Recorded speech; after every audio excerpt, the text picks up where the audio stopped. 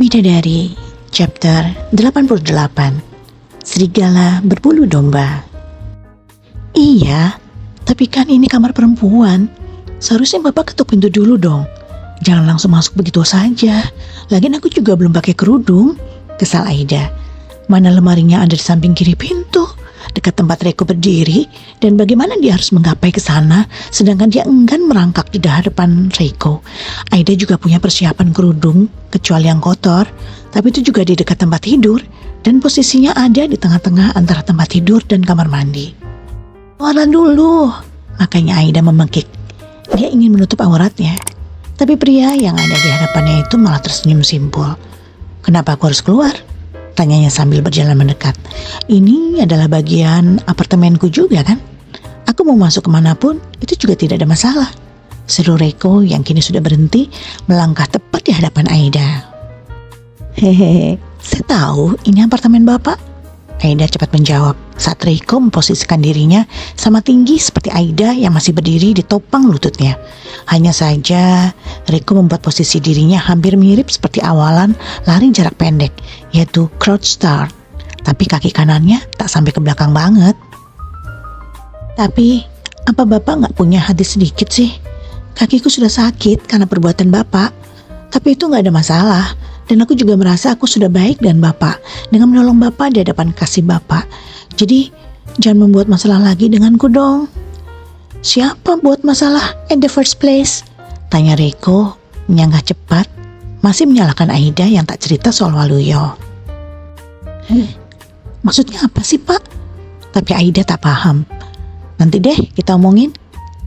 Yang penting sekarang Bapak cepat keluar dulu karena aku gak pakai kerudung dan Bapak gak boleh melihatku begini. Dan sebuah jawaban yang buat Reiko justru menyipitkan mata. Alasannya apa? Aku tidak boleh melihatmu tanpa kerudung. Ya jelas kan, karena Bapak bukan muhrimku. Dan aduh, nanti deh Pak interogasinya. Bapak keluar dulu deh. Dan apakah perintah Aida ini mau didengarkan oleh Reiko? Lalu, apa artinya cincin yang kamu pakai itu? Di jari manismu, yang udah kayak kekecilan padahal sebenarnya karena tangan membengkak. Mata Aida jadi melirik tangan kanannya. Bahkan, aku sudah membaca ijab kabulnya. Pas aku duduk di sampingmu, di hadapan penghulu, dan masih memegang tangan penghulu. Lah, itu semua kan hanya pura-pura, Pak. Jawabannya membuat mata Reiko menatap tajam dengan suara yang tadi memekik. Karena hanya itu satu-satunya cara supaya membuat emosinya keluar dan wajahnya tidak merah. Hahaha, betul sekali. Tapi saat itu, aku mengatakannya serius. Aku tidak pura-pura, karena kakekku bisa membunuhku. Iya, Bapak memang menikahi saya serius, tapi itu kan hanya pura-pura. Dan sudah dipertegas dengan perjanjian kita di atas kertas. Saya juga udah tanda tanganin kok. Reiko pun mengangguk.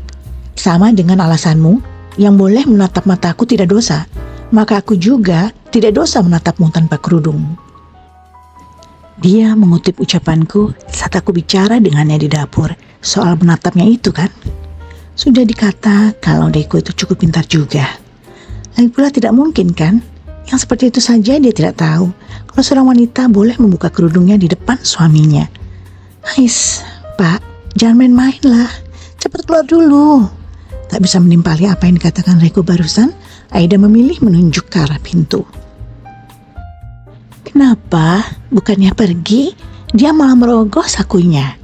Bisik hati Aida, karena Reiko bukan melakukan apa yang dimintanya, justru memasukkan tangannya ke saku kanan celananya. Cepat keluar. Kalau kamu mau telepon seorang, teleponlah di luar. Merasa tak dihiraukan, makanya Aida makin kesal ketika Reiko menempelkan handphone ke telinganya. Aida pun memekik. Apa sulit untuknya mengobati luka-luka itu? Perasaan aku sudah memberitahukan kotak P3K di mana. Anak ini benar-benar membuat kesabaranku habis.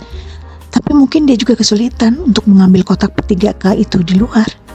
Tak peduli dengan omelan Aida, Reiko masih menunggu telepon itu tersambung dan dia tetap pada posisinya.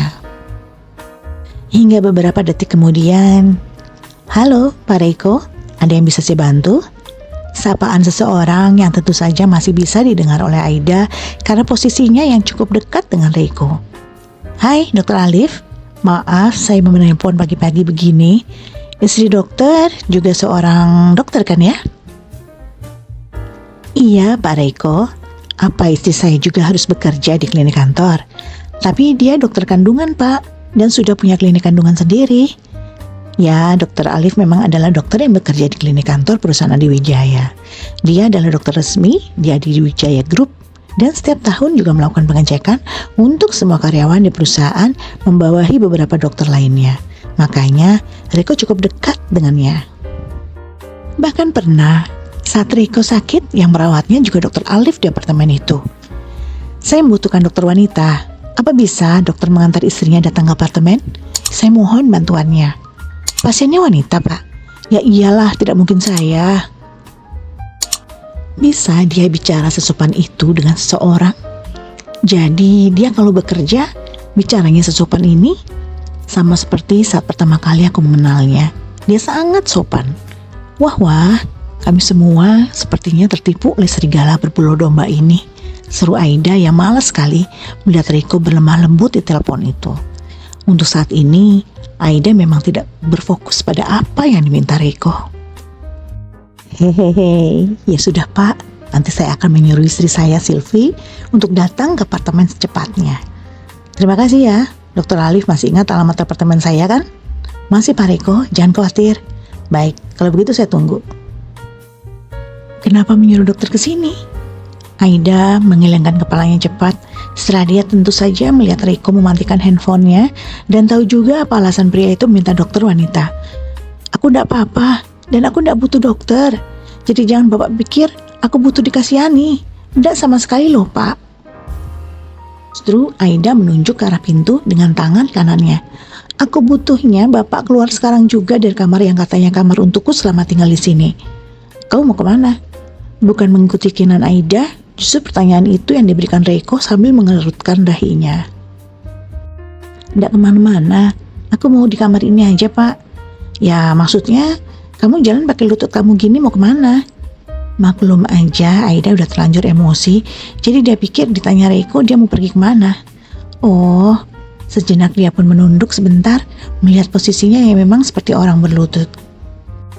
Kenapa aku seperti orang mengemis berlutut di hadapannya dan dia seperti seorang raja yang mengasihani seorang rakyat jelata begini sih posisinya?